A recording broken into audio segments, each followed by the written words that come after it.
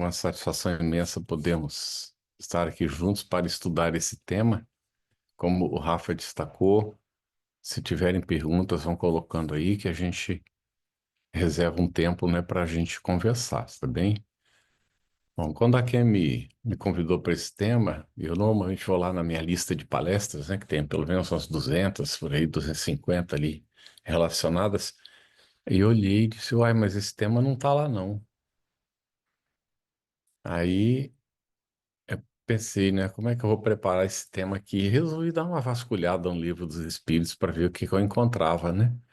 Botei a palavra pensamento e não deu para selecionar tudo que aparece lá. E aí botei a palavra ações, né? E eu vou fazer uma coxa de retalho aqui com vocês agora. Eu vi a Jupira fazendo, não sei se era tricô, se ela estava fazendo crochê. Aí eu me lembrei, né, que com a gente junta os retalhos e faz uma coxa que fica até legal, né, para brigar e tal com frio. Vamos ver se essa nossa rede aqui que a gente vai tentar montar, ela nos ajuda a pegar alguns peixes, tá? Então, no Livro dos Espíritos, logo na introdução, no item 3, nós encontramos a seguinte frase que vai nos definir, o seguinte pensamento que vai nos definir em relação ao pensamento. Seja como for um fato, há que ninguém ousaria contestar, pois que resulta da observação. É que os seres orgânicos têm em si uma força íntima que determina o fenômeno da vida, enquanto essa força existe. Que a vida material é comum a todos os seres orgânicos e independe da inteligência e do pensamento. Que a inteligência e o pensamento são faculdades próprias de certas espécies orgânicas. Finalmente, que entre as espécies orgânicas dotadas de inteligência e de pensamento, há uma dotada também de um senso moral especial, que lhe dá incontestável superioridade sobre as outras, e essa é a espécie humana. Eu encontrei a primeira correlação entre pensamento e ações aqui, não é? Na introdução do Livro dos Espíritos, porque se nós temos um senso moral, ele regula as nossas ações, as nossas relações, e vejam que nas relações tem ações e nós somos responsáveis, não é? E no item 6 da mesma introdução, nós encontramos que os espíritos exercem incessante ação sobre o mundo moral e mesmo sobre o mundo físico. Atuam sobre a matéria e sobre o pensamento e constituem uma das potências da natureza, causa eficiente de uma multidão de fenômenos até então inexplicados ou mal explicados e que não encontram explicação racional senão no Espiritismo. Então, o Espiritismo vai justamente esclarecer para nós essa nossa questão da nossa ação em relação à matéria e da nossa ação no mundo moral. Em resumo, no item 6 ainda, as comunicações sérias, na mais ampla acepção do termo, só são dadas nos centros sérios, onde reina íntima comunhão de pensamento, tendo em vista o bem. Então, o que nós observamos é que o pensamento determina, não é, o tipo de pensamento determina o tipo de vinculação que a gente estabelece uns com os outros. E, portanto, nesse tipo de vinculação também define as ações que nós teremos na inter-relação com os nossos semelhantes, né? Então, nós observamos que o para que haja assim uma relação mais positiva, tem que haver seriedade, tem que haver interesse no bem. Então, o pensamento ele precisa estar direcionado, né? Aí, nesse mesmo item 6 da introdução, a moral dos espíritos superiores se resume, como a do Cristo, nesta máxima evangélica. fazer aos outros o que quereríamos que os outros nos fizessem. Então, o que regula, de fato, as nossas ações, estabelece a qualidade delas, é justamente esse fato. É fazer aos outros o que nós gostaríamos que fosse feito por nós, porque nós somos responsáveis, uma vez mais, não é? Na introdução, no item 10, Allan Kardec vai voltar ao tema da relação dos espíritos conosco. Dissemos que os espíritos superiores somente as sessões sérias ocorrem, sobretudo as em que reina perfeita comunhão de pensamentos e de sentimentos para o bem. Então, os sentimentos é que geram as ações, né? E nós vemos que os espíritos superiores, eles ocorrem onde há a comunhão de pensamentos. Então, a presença deles numa família, ela é mais efetiva quando reina uma comunhão de pensamento entre os familiares. Numa assembleia qualquer, numa reunião, num centro espírita, onde há uma comunhão de pensamentos. E ainda na introdução, no capítulo 14, livres da matéria, a linguagem de que usam entre si é rápida como o pensamento, porquanto são os próprios pensamentos que se comunicam sem intermediário. Então, entre os espíritos de uma certa hierarquia espiritual, a comunicação é feita pelo pensamento. O pensamento tem um poder criador, não é uma força ativa. E o pensamento está criando sempre, seja no sentido positivo ou no sentido negativo, que ele estará criando sempre. Quando indisciplinado, ele está gerando coisas que a gente pode até não ter o controle sobre elas. Mas quando disciplinado, então o pensamento gera o bem, gera as coisas positivas. No Livro dos Espíritos, na questão 71, a inteligência é uma faculdade especial peculiar a algumas classes de seres orgânicos e que lhes dá, com o pensamento, a vontade de atuar, a consciência de que existem e de que constituem uma individualidade, cada um, assim como os meios de estabelecerem relações com o mundo exterior e de proverem as suas necessidades. Então, o pensamento, ele determina tudo isso, gera a consciência da nossa própria existência, da nossa individualidade, dá também dos meios de nós estabelecermos as relações com o mundo exterior e com as outras criaturas, e a vontade de atuar, a vontade não é mais do que a concentração do pensamento. E a vontade é uma das maiores potências da alma, que a vontade é o próprio pensamento, não é? Também direcionado.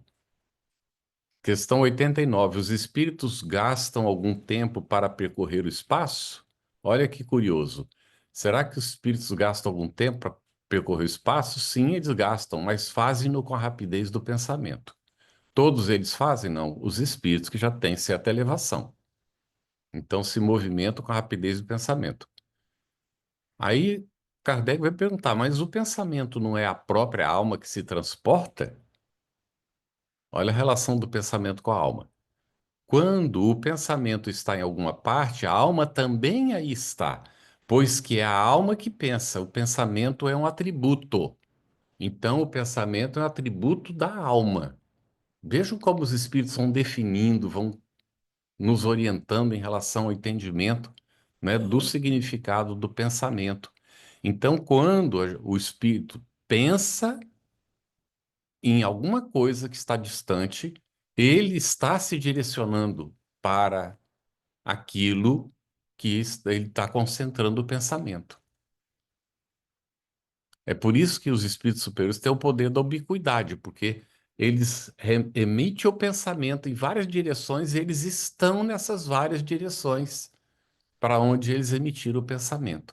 Nós ainda não temos controle disso, mas os espíritos superiores têm. Nós vamos avançando lá para a questão 92A agora. Cada espírito é uma unidade indivisível, mas cada um pode lançar seus pensamentos para diversos lados, sem que se fracione para tal efeito. É o que nós acabamos de dizer. O espírito, ele é único, ele não se divide, mas o pensamento se irradia. E o espírito pode estar presente em todos os locais para onde ele emite o seu pensamento. 107. Como espíritos suscitam bons pensamentos, desvia os homens da senda do mal. Estão vendo a questão da relação do pensamento com a ação? Os bons espíritos, eles suscitam bons pensamentos e desviam o homem da senda do mal, protegem na vida os que se lhes mostram dignos de proteção e neutralizam a influência dos espíritos imperfeitos sobre aqueles a quem não lhes é grato sofrê-la. Então, é interessantíssimo, porque a proteção dos bons espíritos, suscitando bons pensamentos, vai depender da vibração que nós estamos emitindo, daquilo que nós fazemos, daquilo que nós realizamos. Na 155 do Livro dos Espíritos, é com efeito racional conceber-se que quanto mais o espírito se haja identificado com a matéria, tanto mais penoso lhe seja separar-se dela, ao passo que a atividade intelectual é acionada pelo pensamento. A elevação dos pensamentos opera um começo de desprendimento, mesmo durante a vida do corpo, de modo que, chegando à morte, ele é quase instantâneo. Então, a separação entre o espírito, não é? A separação do espírito no momento da desencarnação, da morte do corpo, depende muito do teor dos pensamentos, do equilíbrio desses pensamentos e, logicamente, do sentimento que o espírito emite, não é? Vamos dando um salto aqui para 247. Como o espírito se transporta onde queira, com a rapidez do pensamento, pode-se dizer que vê em toda parte ao mesmo tempo. Seu pensamento é suscetível de irradiar, dirigindo-se a um tempo para muitos pontos diferentes, mas esta faculdade depende da sua pureza. Quanto mais puro o espírito, mais ele irradia. 283. Pode os espíritos reciprocamente dissimular seus pensamentos? Pode ocultar-se uns dos outros? Não. Para os espíritos, tudo é patente, sobretudo para os perfeitos. Podem afastar-se uns dos outros, mas sempre se veem. Isto, porém, não constitui regra absoluta, porquanto certos espíritos podem muito bem tornar-se invisíveis a outros espíritos, se julgarem útil fazê-lo. Os superiores podem ocultar-se dos inferiores. Os inferiores não podem ocultar-se dos superiores. Mas quando nós estabelecemos sintonia com os inferiores, eles conseguem ler os nossos pensamentos e acompanhar o que nós pensamos. Conseguem manipular os nossos pensamentos para que a gente faça criações fluídicas que os alimentem de maneira negativa, com as nossas vibrações deletérias. Outro dia eu comentei a respeito disso, ainda jovem, fazendo a universidade. Saía do campus para ir para uma área onde tinha educação física, tinha que caminhar. Eu não tinha carro, ia caminhando e de repente me flagrei, não é? Surgiu na minha mente uma moça, muito bonita, do nada assim. E logo em seguida, o pensamento que viria, se eu não tivesse vigilante naquele momento, já seria a moça desnuda. Mas na hora que veio o pensamento da moça, eu estranhei aquele pensamento repentino e percebi que um irmãozinho ficava no caminho onde os alunos desciam para fazer educação física, os garotos e as garotas, para provocar esse tipo de pensamento que gera as imagens da qual o espírito se alimentava.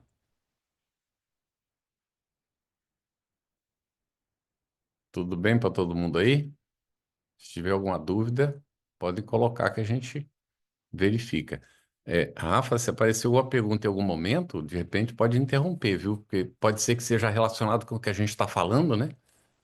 Aí a gente atende, né? Ótimo. Então, no Livro dos Espíritos 283, pode os espíritos reciprocamente dissimular seus pensamentos? Não é possível se esconder dos outros, não é? Então, temos que estar muito atentos a isso. Os superiores se protegem. Eles podem se ocultar dos inferiores, mas os inferiores, eles são visíveis. E quando nós estabelecemos sintonia com os inferiores, eles leem nossos pensamentos, influenciam nossos pensamentos e podem, inclusive, nos conduzir para, não é, ações negativas, porque a gente cultiva essas ações do nosso pensamento, suscitado por eles, e acabamos fazendo aquelas coisas negativas. O que o atrai, porém, é o pensamento destas pessoas e não daqueles objetos. Então, na 311, o Kardec, né, os espíritos vão dizer a Kardec que o que atrai realmente é o pensamento. O pensamento atrai, e não propriamente objetos. Então, ali na 461 vai tratar da influência oculta dos espíritos em nossos pensamentos e atos. Na 457 diz assim: pode os espíritos conhecer nossos mais secretos pensamentos? Eles podem. Rafa? Chegou uma pergunta aqui sobre o que você estava falando, Carlos. No caso desse espírito que se alimentava de pensamentos carnais dos outros, ele também influenciava as pessoas a pensar carnalmente? Fica um ciclo vicioso? Sim, com certeza.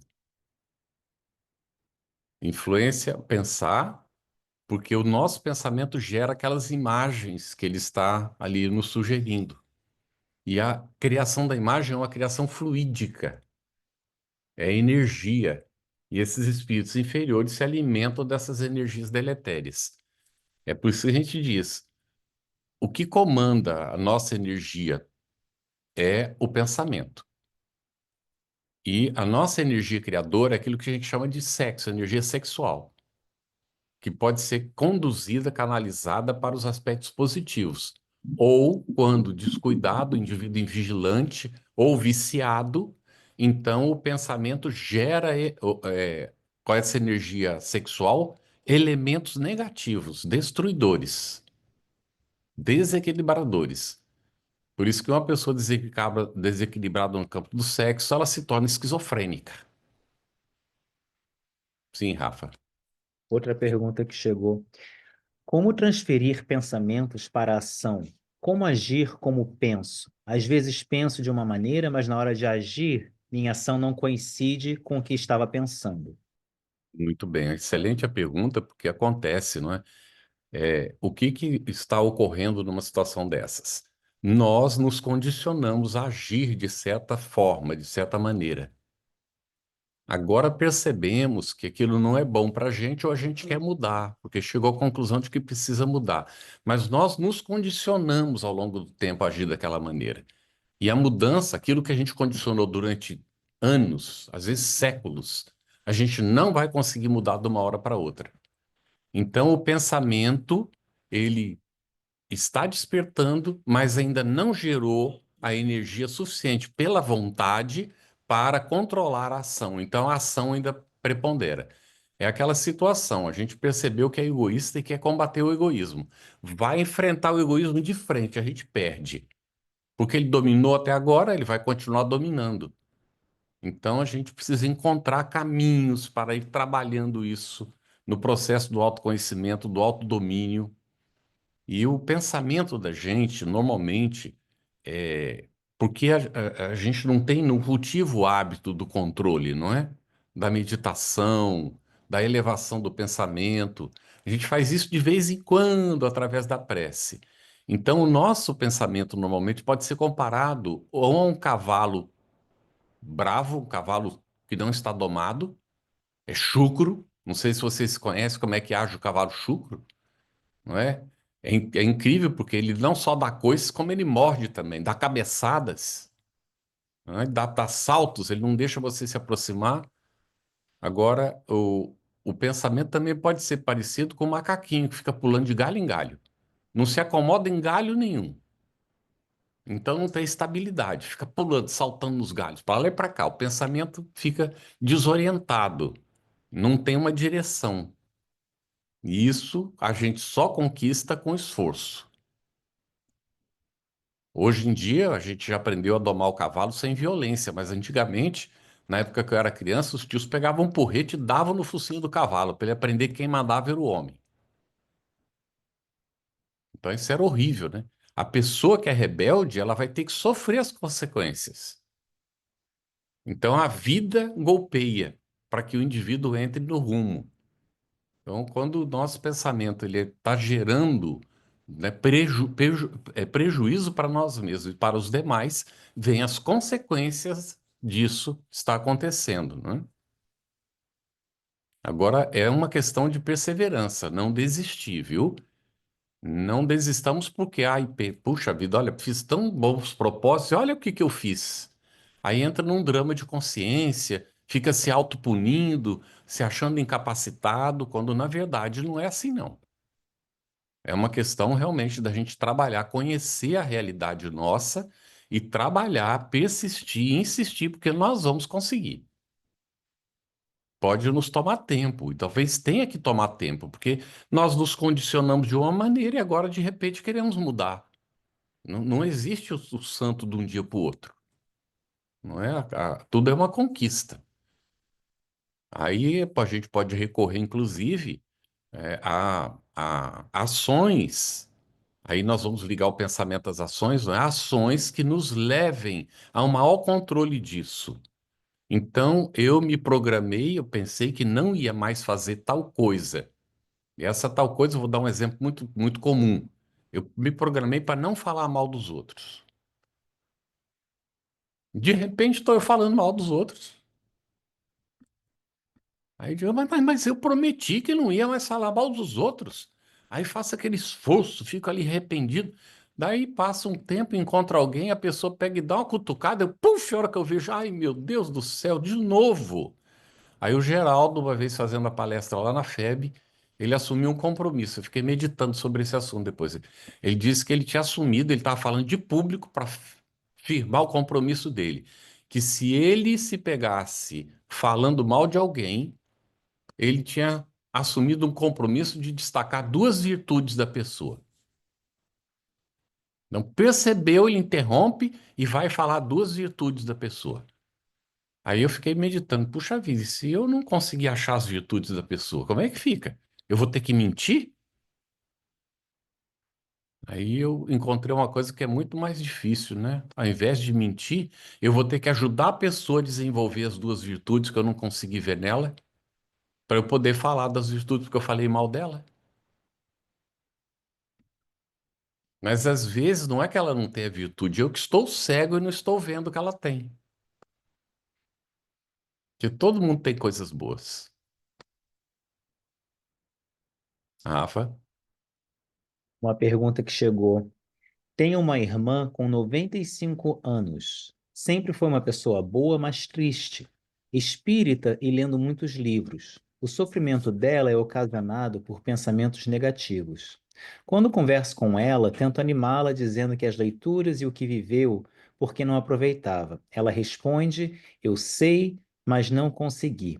Esse sofrimento é para evoluir? Ela não tem demência, sempre foi assim. uhum.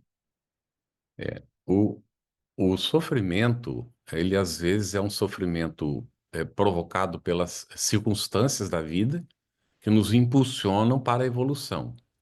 Mas há, às vezes, sofrimentos que são voluntários. Nós nos acostumamos. A gente se acostuma tanto àquele tipo de sofrimento que a gente tem dificuldade de lutar para sair dele, porque a gente não conhece outro modo de vida, a não ser aquele. E a gente se habituou a ele ao longo do tempo. Então pode estar acontecendo isso, não é? Nós geramos a dependência daquela situação ou daquele tipo de sentimento. É preciso, às vezes, adquirir consciência e fazer um esforço consciente para superar isso, que é a satisfação de estar triste ou de estar numa condição de sofrimento. A pessoa chega a sentir prazer numa situação assim e não consegue ver um outro modo de vida.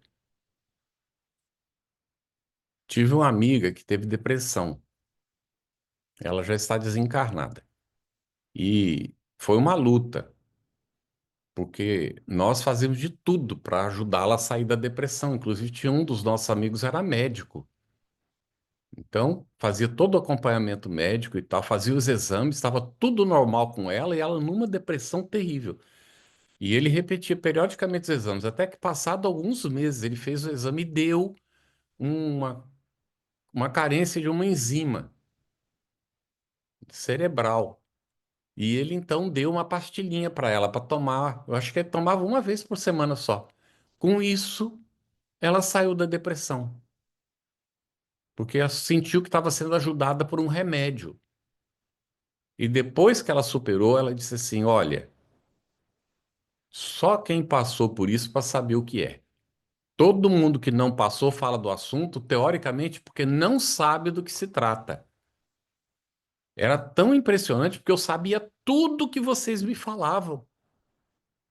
Inte- é, Intelectualmente, eu sabia tudo. Vocês sabem que eu sabia tudo aquilo. Mas no campo do sentimento, eu não conseguia concretizar.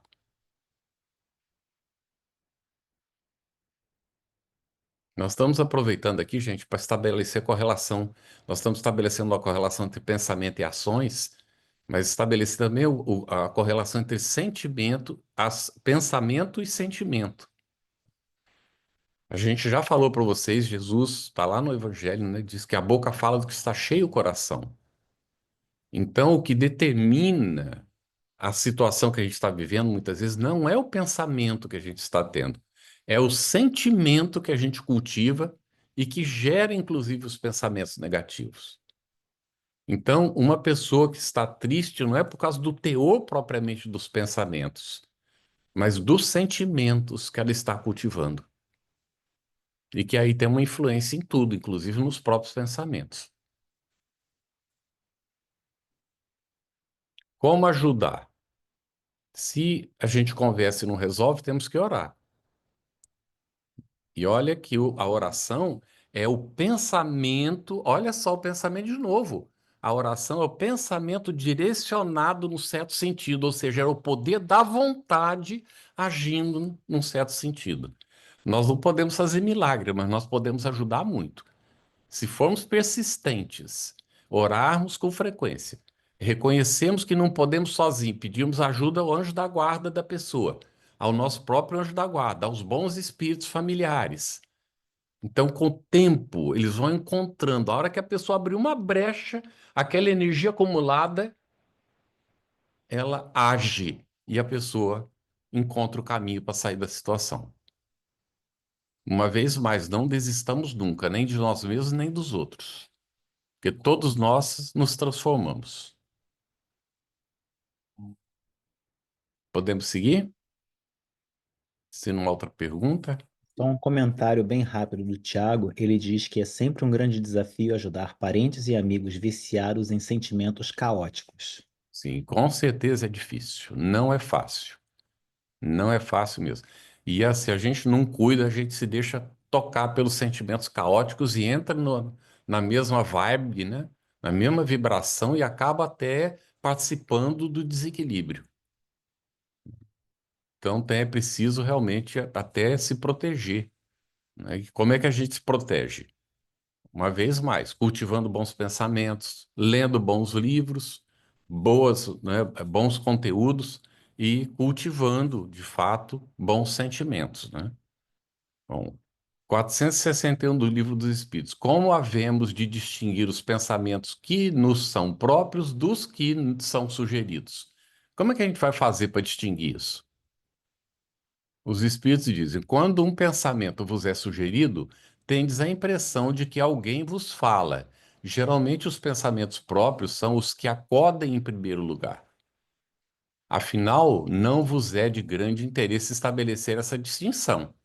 Tem que saber se o pensamento é bom ou é ruim, não é? E aí trabalhar. Se o pensamento é bom, ótimo. O que importa que é meu, que é dos outros?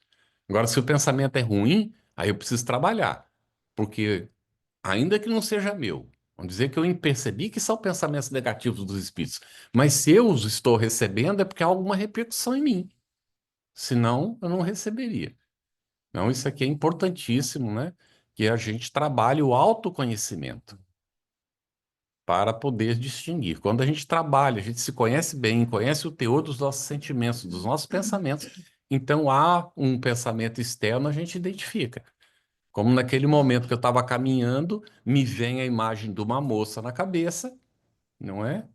E é interessante porque ela apareceu vestida, mas daí a pouco a coisa, se você se entrega, a coisa vai e começa a ter aqueles pensamentos, você está num devaneio ali, parece que você está sozinho, e na verdade tem companhias que estão se alimentando daquilo. Aí quando a pessoa fica com raiva de alguém, começa a pensar mal da pessoa, às vezes começa sozinho, daqui a pouquinho, e às vezes já começou a pensar porque algum espírito está sugerindo. Eu já contei também, não é? Aqui agora eu me lembrei, de um período que eu estava morando em Los Angeles. E a minha sogra tinha voltado a morar conosco, porque a gente ia sair para o exterior, né? E ela então veio morar com a gente. Que ela adorava viajar, essa coisa toda. Mas ela tinha ido embora porque tinha brigado comigo e com a minha filha, com a Lívia. E aí, quando estava chegando o tempo de sair de novo para o exterior, eu comentei com a Vera, a hora que ela souber que a gente vai sair para o exterior, ela vai voltar, porque ela adora viajar, ela vai querer voltar para ir com a gente. Mas foi dito e feito. Então, sabendo que ela ia voltar, eu combinei com a Lívia, combinei com todo mundo que a gente não ia mais brigar com ela. Que não importa o que ela dissesse ou ela fizesse, a nossa resposta seria sempre positiva. E conversamos, vimos como a gente ia fazer, combinamos como a gente ia fazer. E aí, quando ela voltou, um dia estava na cozinha, a moça tinha deixado a gente, porque aconteciam uns fenômenos, né? A porta abria sozinha e tal. E um dia ela chegou à conclusão que a gente era bruxo e foi embora. Juntou as coisas dele e se mandou. Aí nós ficamos sozinhos, eu tive que ir para a cozinha, né? A Vera trabalhava fora. Então eu ia cozinhar, e como é que ia contratar alguém para fazer isso nos Estados Unidos, né? Lavar a louça. Tô eu lá lavando louça um dia. E aí vem aquele pensamento assim, aquela velha, ela estava lá em cima no quarto dela. Aí eu, uai, espera aí, por que que eu tô pensando isso? Da onde é que eu tô tirando isso? Na hora que eu tava, não é? Eu percebi o espírito atrás de mim. Aí eu falei, ah, meu irmão, pode ser que em outros tempos eu ia embarcar nessa canoa furada, mas eu queria lhe dizer uma coisa, não é? Desta vez não. Ele disse, mas você não reconhece que ela... Eu digo assim, você não reconhece o esforço que ela está fazendo para melhorar? Por que que nós não nos juntamos para nos melhorar também? Virou as costas e ó, se mandou, né? Passado um tempo, eu saí para ir pro centro, lá para Eurípides, e eu esqueci de fazer alguma coisa que eu tinha que ter feito, e a Vera comentou: Puxa vida, olha só. E aí a Virgínia diz assim para Vera: Não fala nada dele, não. Você não está vendo o esforço que ele está fazendo para melhorar? Então, a gente vê como é que as coisas vão se conformando, não é? E é uma luta para a gente, uma luta tremenda, porque os hábitos estão ali, os pensamentos estão arraigados, eles se repetem automaticamente e ainda vêm esses infelizes e atucando a gente.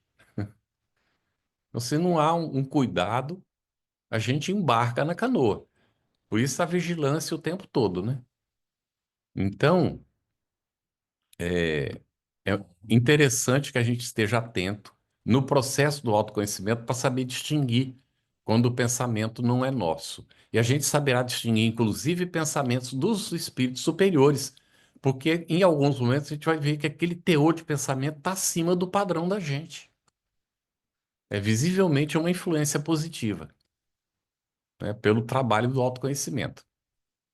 É tão interessante isso. Lembra de Voltaire? Quem leu Voltaire? Quem não leu vai precisar ler, tá bem?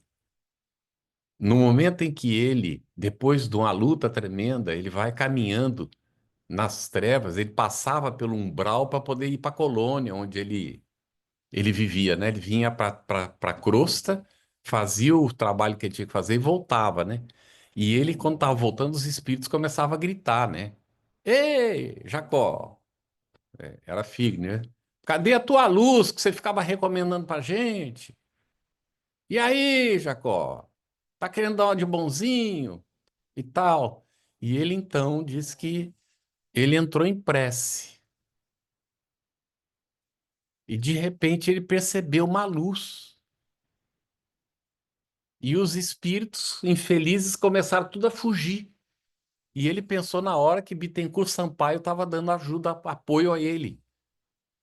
Quando ele foi perceber, não vou falar não. O que é que estava acontecendo ali? Então, é importantíssimo, né, a gente conhecer essas histórias para a gente poder ver o esforço que o espírito tem que fazer para se superar. Não é? Às vezes, inclusive, é depois da reencarnação que a gente vai se dar conta dessas coisas todas. Bom, como distinguimos se um pensamento sugerido procede de um bom espírito ou de um espírito mau? É o livro do Espírito 464.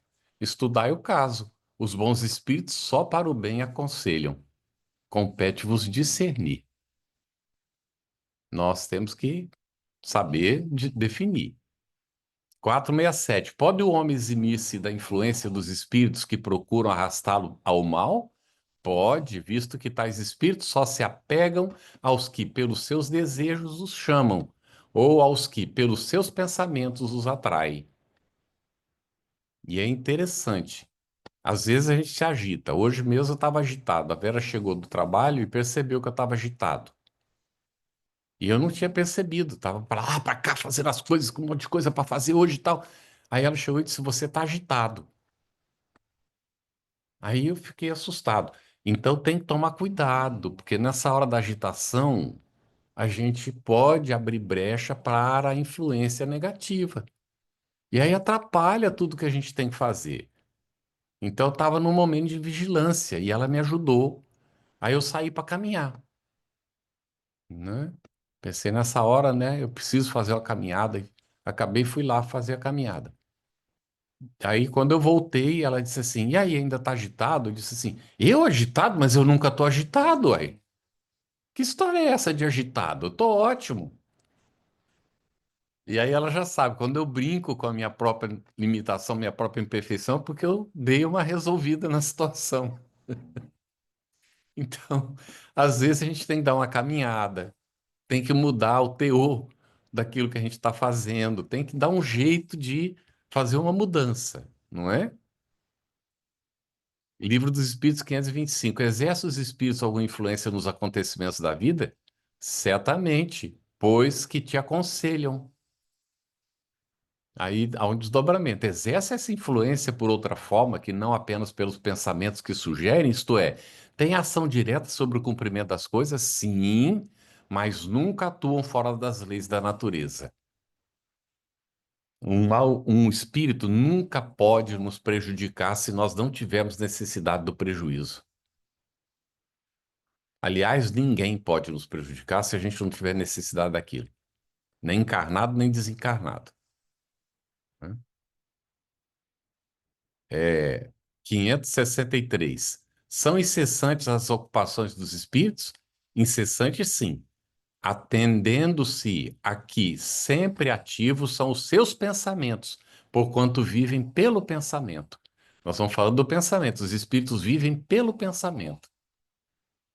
Logicamente, os inferiores ainda vivem muito do campo material, mas aqui, os espíritos que vão se elevando, vão aprendendo isso, a viver do pensamento.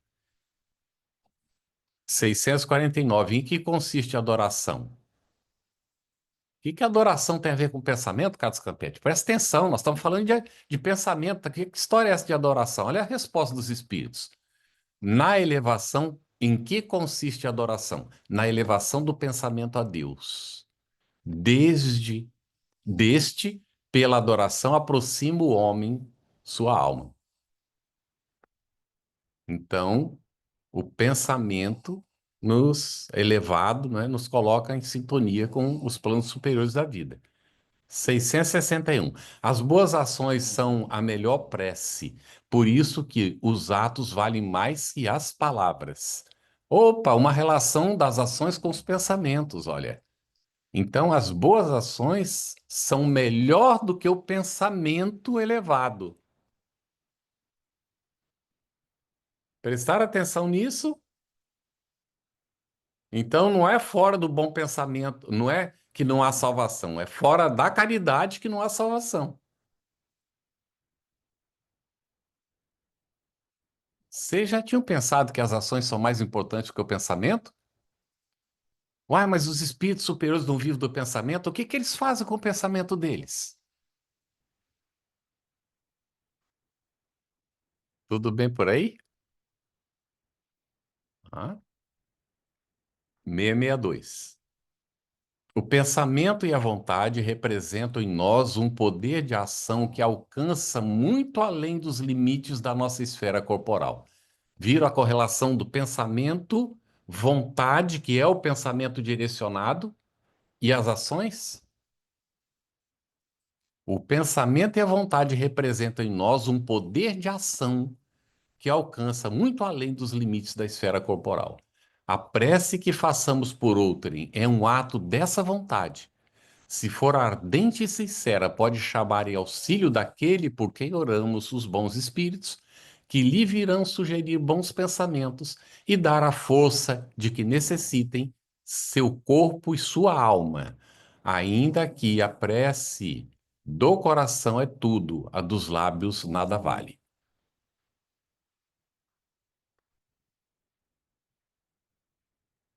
684. Que se deve pensar dos que abusam de sua autoridade impondo aos seus inferiores o excesso do trabalho?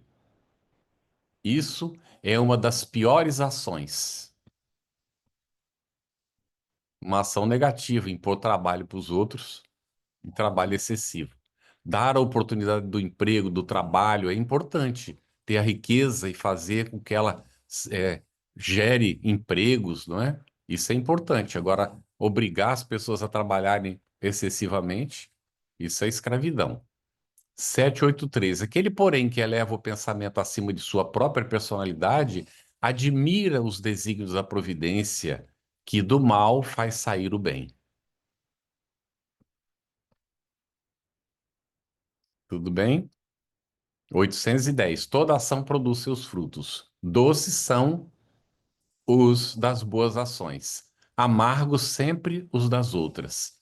Sempre entendei o bem.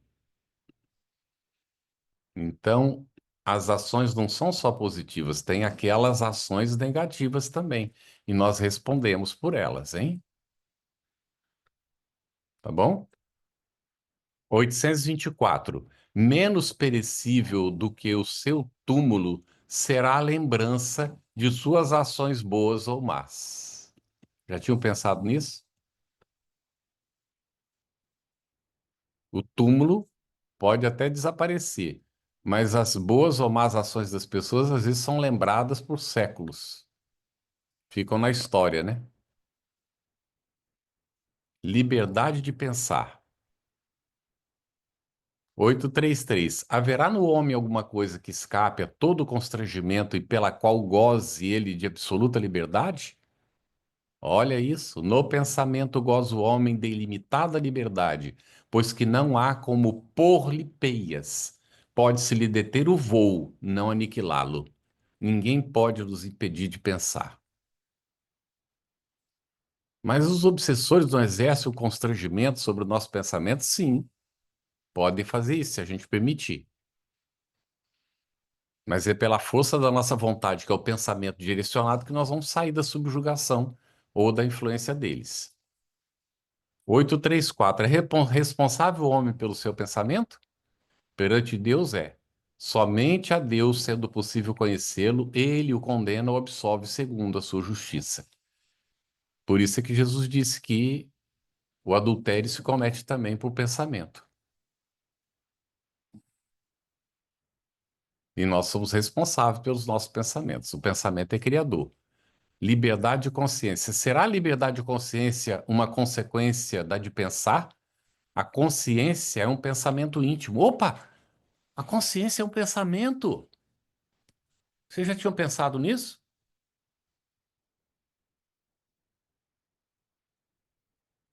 Eu paro aqui, gente, porque tem algumas coisas que são impressionantes na revelação dos espíritos. A gente diz que algum dia, no nosso processo evolutivo, desperta a consciência. Se a consciência é um pensamento íntimo, então, diz assim, a consciência é um pensamento íntimo que pertence ao homem como todos os outros pensamentos. Então, nós temos a liberdade de pensar, nós temos a liberdade de consciência. Mas poderemos nos escravizar? Sim, se nós permitirmos. Nós nos escravizamos ao nosso próprio ego e às influências negativas. 839. Será repreensível aquele que escandalize com a sua crença um outro que não pensa como ele? Isso é faltar com a caridade e atentar contra a liberdade de pensamento. Cada um tem a liberdade de pensar como desejar. Há um resumo teórico do móvel das ações humanas na questão 872, certo? A questão do livre-arbítrio se pode resumir assim: o homem não é fatalmente levado ao mal. Os atos que pratica não foram previamente determinados. Os crimes que comete não resultam de uma sentença do destino. Tudo é questão do uso do livre-arbítrio, da decisão. Cabe à educação combater essas más tendências. Falo-a utilmente quando se basear no estudo aprofundado da natureza moral do homem. Nunca há fatalidade nos atos da vida moral. Pode haver nos atos da vida material, porque a gente programa a reencarnação e vai passar normalmente pelo que a gente programou, e aí é uma fatalidade em função da programação estabelecida. Mas nos atos, né, da vida moral não há fatalidade nunca, porque nós temos a liberdade sempre de agir. 905. A moral sem as ações é o mesmo que a semente sem o trabalho. De que vos serve a semente, se não a fazeis dar frutos que vos alimentem? Grave é a culpa desses homens, porque dispunham de inteligência para compreender. Não praticando as máximas que ofereciam aos outros, renunciaram a colher-lhes os frutos.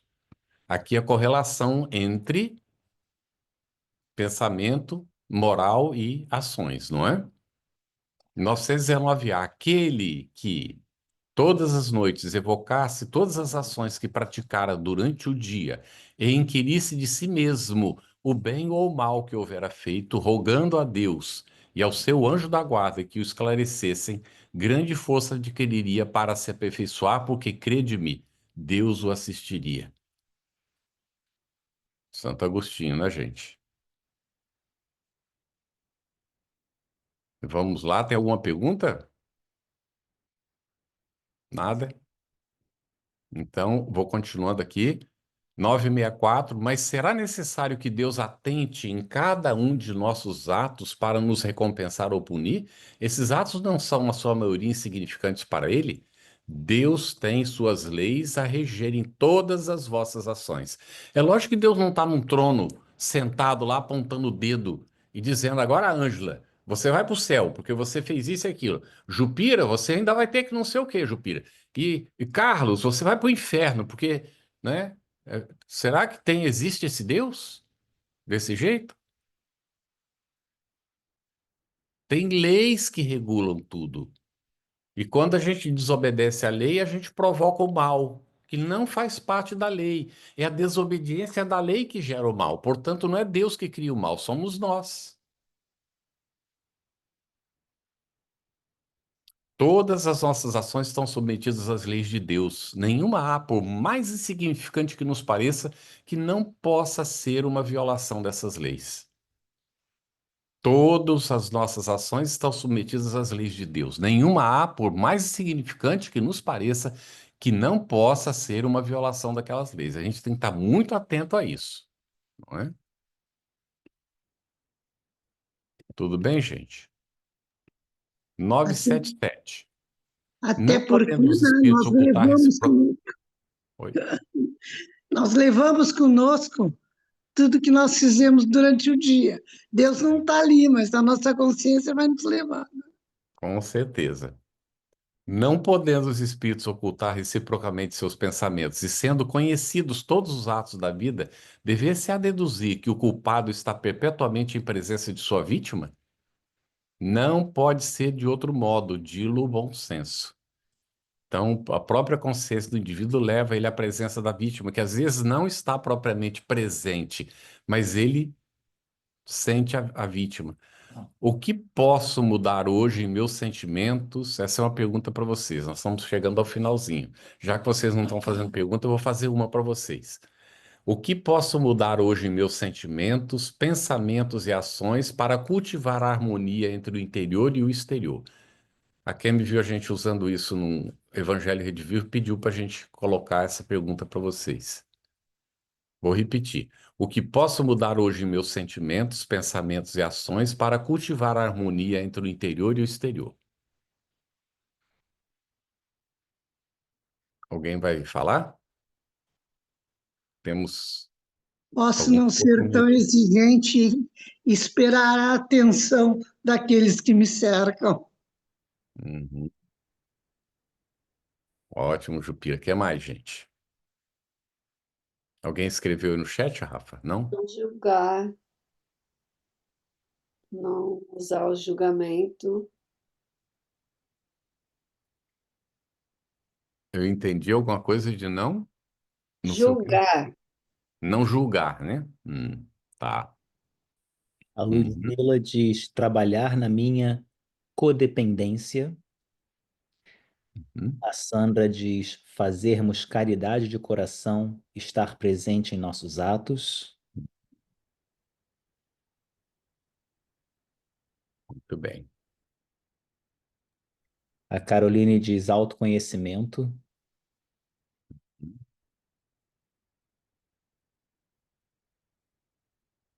Muito bem, gente.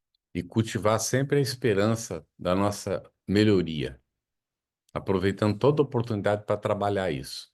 E ao perceber que não aproveitou ou que cometeu engano, né, a gente não ficar preso ao sentimento de culpa, que é um atraso na vida, mas agir, dar a volta por cima, sacudir a poeira, dar a volta por cima e seguir adiante, né? E em conclusão, gente,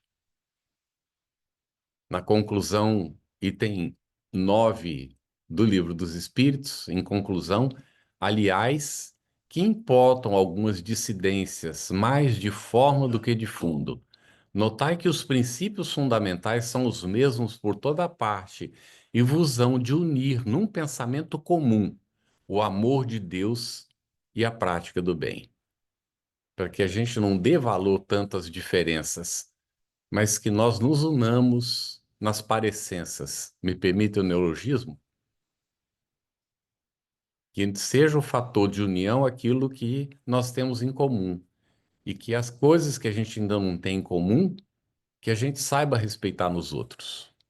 Então, é dessa maneira que a gente vai mudando o nosso sentimento em relação ao outro, vamos cultivando melhores pensamentos em relação a nós mesmos, inclusive, e as nossas ações vão naturalmente nascer disso, ações melhores, não é? Nesse trabalho de transformação de nossos sentimentos e pensamentos. Sim, Cidinha.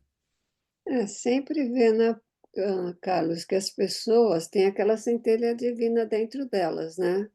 Por isso que é Pai Nosso. Então, ter esse sentimento que nós somos irmãos na humanidade. Se uns ainda estão mais atrasados, por isso que eu falei não julgar, nós temos que ter a humildade de orar, de vibrar para aquela criatura, que ela também possa mudar. Ela tem a oportunidade de mudar, porque nós não sabemos os alicerces que os levaram a cometer atos assim tão indignos às vezes. Então, a gente sempre está julgando, não está julgando, e vê as qualidades na pessoa, que todo mundo tem qualidade. Com certeza. Tudo bem, Rafa? Tá na hora aí. Se não tiver mais pergunta, fica a critério de vocês. Muito obrigado, Carlos. Tem uma consideração e uma pergunta. A Ângela Dionísio diz que interesse como o óbvio nos foge dos olhos ou a consciência. Os espíritos nos orientam que as leis de Deus estão na nossa consciência. Portanto, desvendar, cultivar os bons pensamentos é seguir o bem. Obrigada por nos lembrar da correlação. E a pergunta que veio é sobre algo que você falou bem no início da sua palestra. Quando nós irradiamos pelos outros, também estamos temporariamente em outros lugares? Uhum. Estamos exercitando, não é, aquilo que o Espírito Superior faz de maneira já espontânea, porque ele exercitou antes. Quando nós irradiamos pelos demais, nós estamos nos projetando. E é interessante, a gente faz um exercício, né, no estudo da mediunidade, a gente aprende esse exercício juntos, é de a gente receber a luz divina, né? Primeiro a gente relaxa, se esvazia, e depois a gente vai preencher o vazio com a luz divina que penetra pelo nosso centro de força coronário e vai iluminar toda a nossa constituição física, perispiritual, não é? E essa luz divina vai ao encontro da nossa luz interna, potencializa a nossa luz interna. E essa luz interna se projeta para fora, criando um escudo de proteção.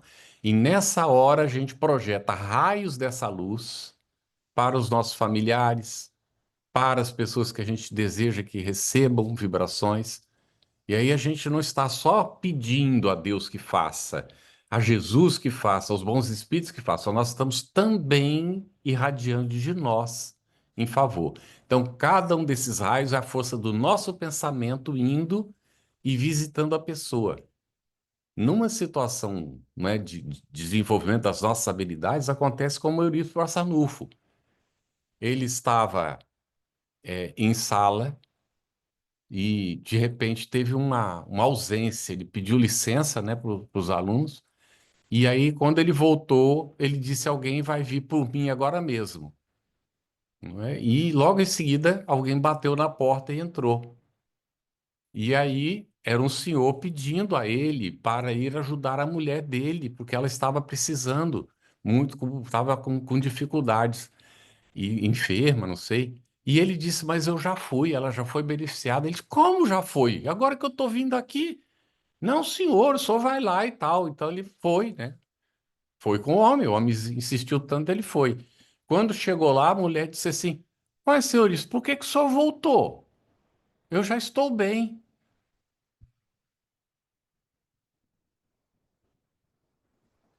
Então, o pensamento de Eurípides foi, e ele ficou o corpo ali, e o perispírito se desloca, não é? E vai para lá. E continua ligado ao corpo. É o chamado a bicorporeidade ou bilocação, que alguns espíritos apresentam, não é? E tem até um santo lá da igreja, como é que é o nome do santo da igreja que fazia isso? Sou ruim para os nomes, até o nome do santo eu esqueci. Era um santo português, né? Acho que é Santo Antônio de Pádua, alguma coisa assim. Santo Antônio de Pádua, né? Acho que era Santo Antônio de Pádua, é. Estava na Espanha e foi lá em Portugal e defendeu o pai, né? E denunciou quem era que era o verdadeiro criminoso. E voltou.